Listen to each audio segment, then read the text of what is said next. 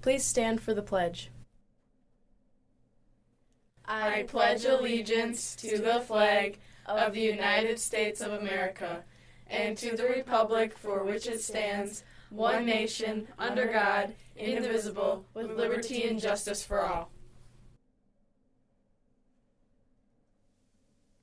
So it's been 167 days since we've had classes in this building.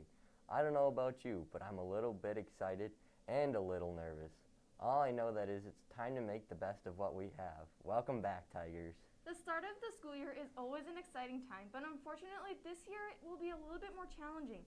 Because of COVID, a lot of us are rethinking our normal activities while we deal with other stress that affects our health and wellness. Some of us are frustrated and angry that activities are canceled. Others are scared or confused about how to stay safe, and many are happy to have more time at home with family. There's nothing wrong with having a wide range of feelings that change day to day. Whatever is going on, if you're feeling overwhelmed, check in with a school counselor. They can help you work through it.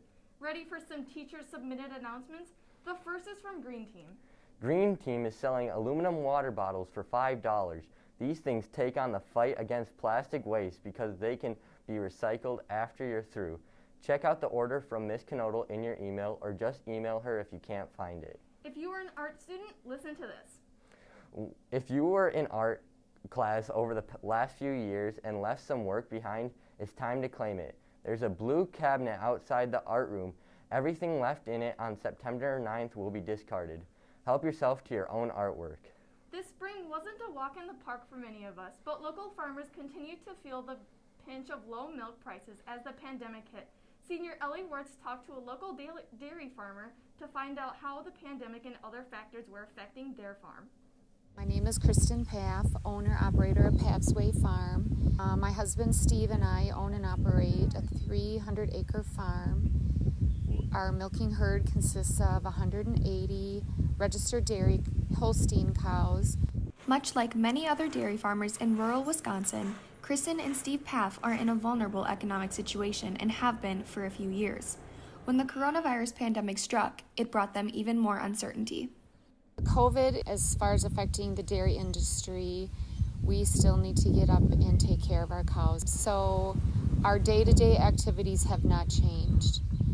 As far as the economy of dairy farming during COVID, it was extremely devastating. As you know, the markets dove during COVID.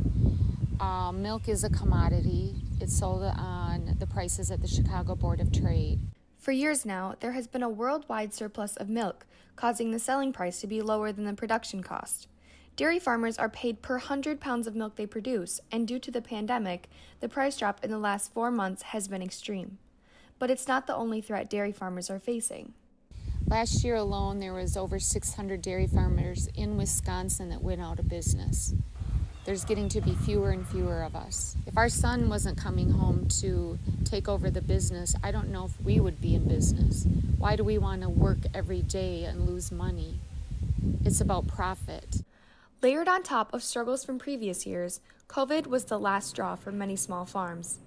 Looking forward, it's the effects of climate change that could overwhelm the few who remain. Mother Nature is not always friendly to farms. Our day revolves around the weather. Farmers can't plant if there's continually flooding. Their topsoil is sometimes taken down. Extreme heat, drought, very devastating. Additionally, farming itself contributes to climate change. It is responsible for about 13% of global emissions, which has turned even more people away from their product.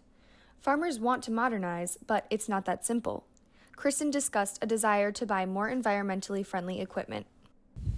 If the farmers were paid well, they would buy that equipment and get rid of the old. We'd have more reliable equipment to use. Our farm can't afford it. It's not in our budget. In May, Governor Tony Evers announced that Wisconsin farmers would receive $50 million in coronavirus aid, the same kind of aid the government might provide to help farmers prepare for the effects of climate change. Pathway Farm has yet to receive anything. I do not know one farmer that wants a government handout.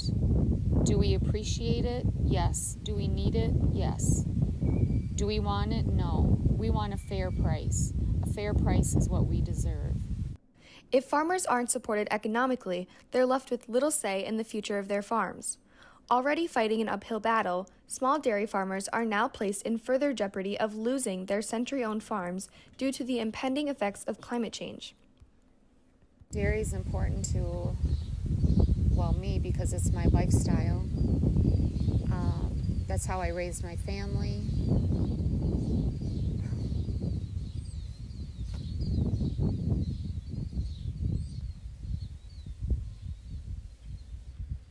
My husband grew up on the farm. He moved there when he was 1 year old, bought it from his father, and now our son is taking over.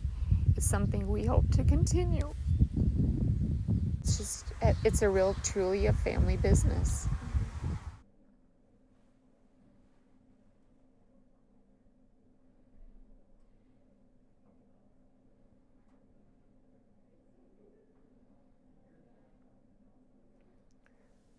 Ellie was one of a small group of students from across the U.S. mentored by journalists from PBS NewsHour Student Reporting Labs.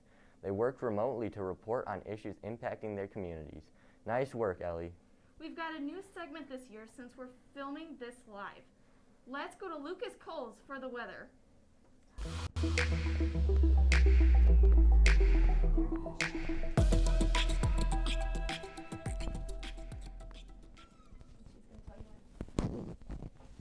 gonna leave it. It's okay, but it's fine.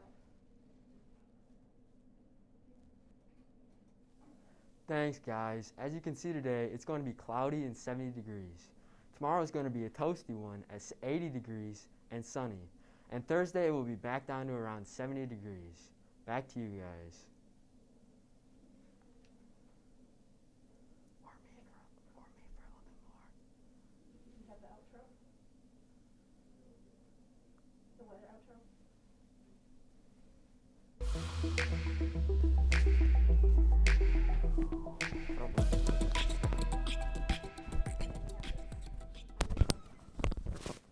Switch. Oh, okay, not yet. Not yet. Okay, you ready? Switch. Thanks for the heads up, Lucas. Good thing it's cooling down. There's a tennis match tonight at West Salem. The girls are coming off a win against Bloomer's Saturday Invitational at Altoona. They had a tough competition with the Altoona team, though, and found some areas to improve upon.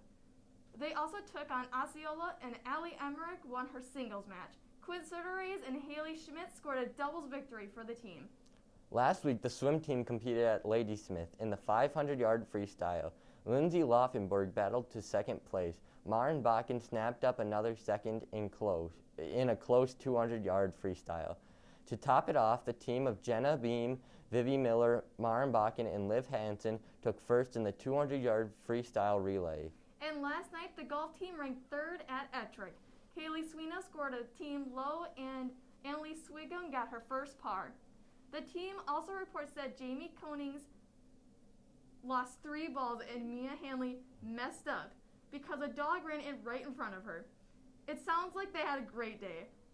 That's it. We hope you liked the first live show. For GM97, I'm Danny Johnson. And I'm David Becker. Have a great day, Tigers.